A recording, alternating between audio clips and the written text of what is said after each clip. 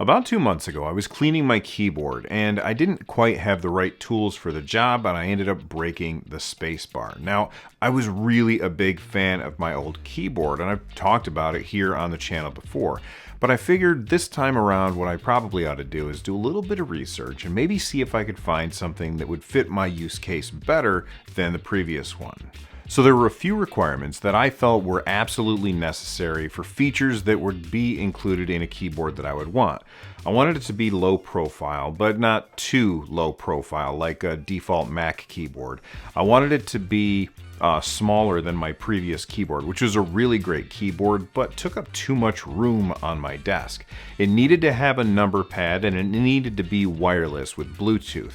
And that Bluetooth had to be able to connect to 3 devices at once so that I could connect it to my Mac, my PC, and my Steam Deck without having to have extra keyboards on my desk. I was pretty skeptical that I'd be able to find a keyboard that would tick all those boxes, but I didn't really want to compromise on anything. The keyboard that met all of my requirements is the Keychron K4 Pro mechanical Bluetooth RGB gaming keyboard. As with anything that I show on my channel here, there are links in the description, so if something catches your eye, make sure you check down below for my links. When you go to buy your board, you have the choice of which switches to go with. Now, I'm pretty new to mechanical keyboards and I didn't know which switches that I wanted to go with. They have a little thing on the website that kind of explains which switch you could go with for what you really want. But I wasn't quite sure, so I kind of went in the middle with gateron, and I'm probably saying this wrong, gateron brown switches. Apparently they're easier to press than the blues, and they're not quite as loud as the reds, or maybe it's the other way around. They're in the middle. You know, they're not too hot, they're not too cold. They're just right. Apparently I'm Goldilocks. I will say that they feel really smooth, and they do require a little bit more force than the previous keyboard that I had, but they're not super loud. Here's what they sound like.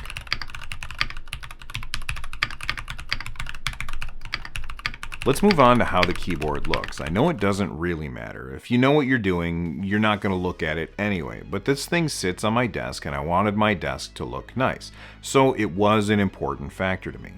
It comes with a black case and the keys are a mixture of dark gray and light gray with white labels on each key. The escape key and then the lighting key are both orange, although you can swap those out if you want to get rid of the extra color.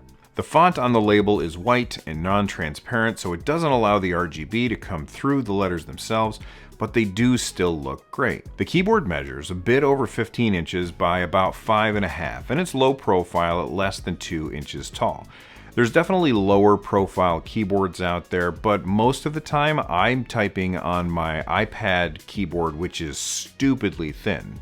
And that's what I'm used to, so I wanted something that was low profile but still mechanical. I'm also used to having a numpad at my desk. I always hated how much room it took up. This has a 96% layout, where the 0 of the numpad is the same size as all the other buttons, and it's nearly tucked right up against the arrow keys with a very small space between them. The traditional 6-button layout that sits above the arrow keys is gone, and it's moved up to the top row where the function keys are. This is the one thing that I personally am still struggling with. That 0 key is not a double key, and so a lot of times when I'm using the numpad, I end up hitting the right arrow button because it's not a double wide key for the 0 button. This is something I'm just going to have to get used to over time.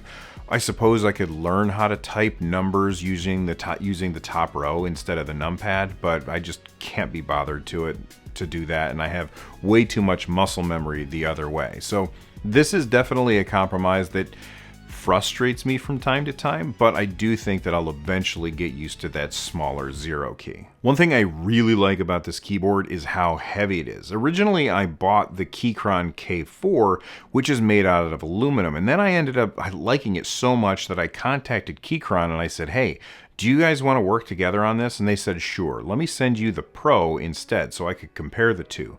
The Keychron K4 is made out of aluminum. The Keychron K4 Pro has a steel plate in it. And man, this thing comes in at 2.8 pounds. This is fantastic because that means it never moves unless you absolutely want it to.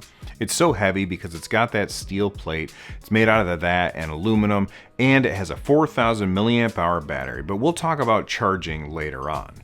I like how heavy it is because it just doesn't move on my desk ever. It has little rubber feet, and the combination of those feet and the heft of the keyboard makes it really stable. It also has multiple risers so you can get it at an angle that works great for you. I use the highest version to raise the top of the board up quite a bit more than the bottom. I don't often use wrist rests as I find that they take up too much room in my opinion, and if I was going to use a wrist rest, I would want it to be attached to the keyboard instead of a separate piece, and that's not really an option here. Now, one of the reasons that I picked this keyboard over others is because I was going to be hooking it up to my Mac, and it came with Mac buttons. It also has Windows buttons that ship with it as well as a little tool to take them off. But I'm definitely going to leave the Mac ones on. It drives me absolutely crazy when I was using a Windows themed keyboard with my Mac, and every time I had to look up something that used the Option key, I had to translate the iconography in my head from Windows to Mac. That was a big ask, and now I don't have to deal with it. In addition to the extra keys, it also comes with a key puller, which honestly, if my previous keyboard had come with one of those, I probably wouldn't have broken it.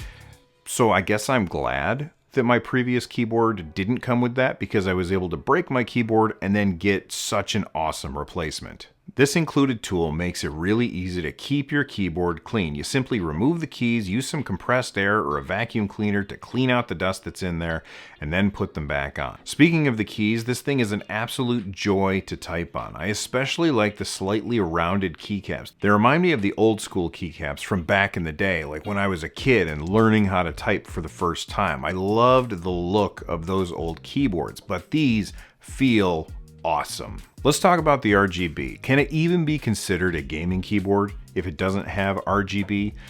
RGB wasn't a deal breaker for me, but backlighting was. I didn't care if it could change colors and stuff like that. I just wanted something that would shine through so that if I had it dark in here, which I usually do, I could see the keyboard a little bit better. When I first got it, I honestly thought that I would just leave the lights off unless it was dark in here. But I feel like the keyboard just looks so cool with the lights on and rotating through the different colors.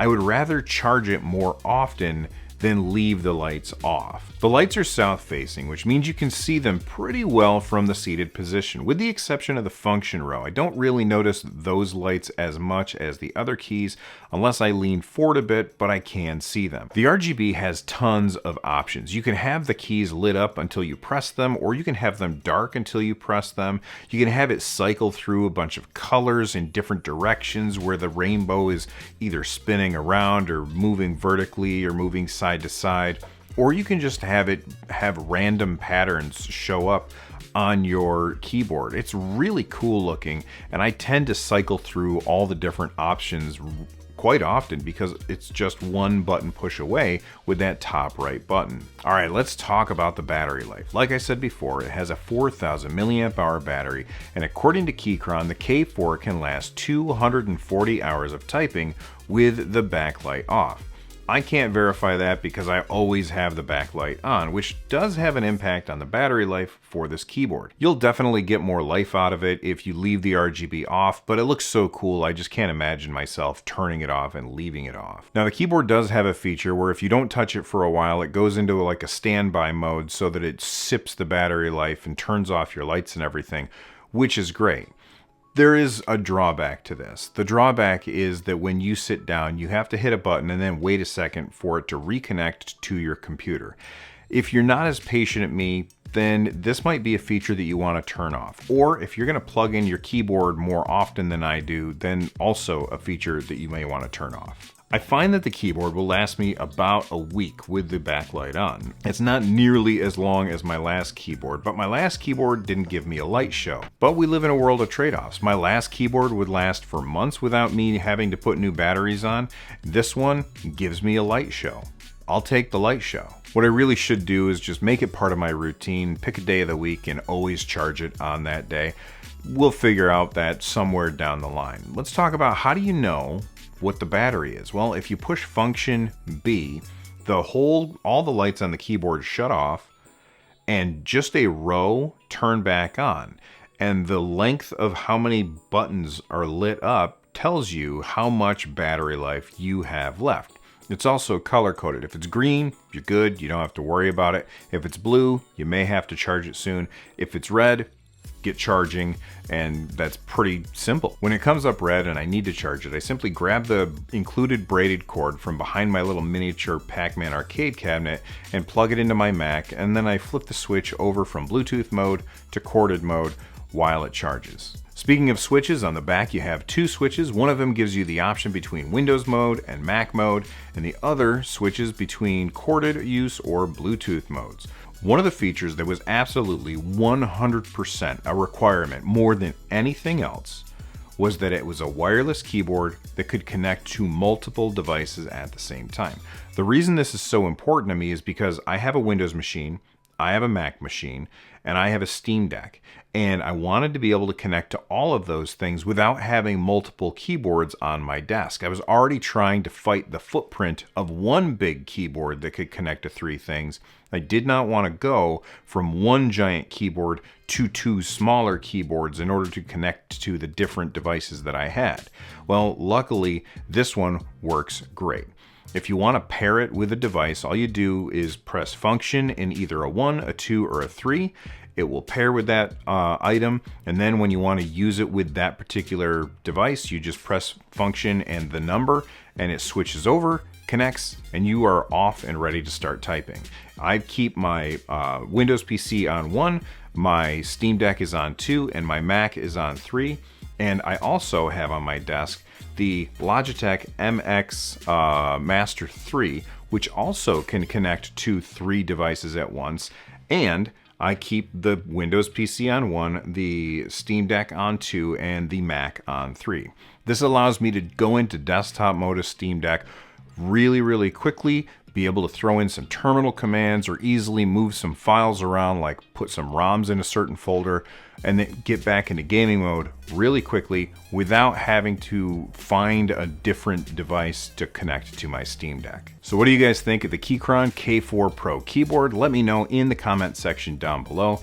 And if you start your comment with keyboard and a little heart, I will favorite your comment as a thank you for watching all the way to the end. And make sure you check out this video right here. I think you guys are going to find it interesting. From the NerdNest, I'm Bill. Stay rad, everybody.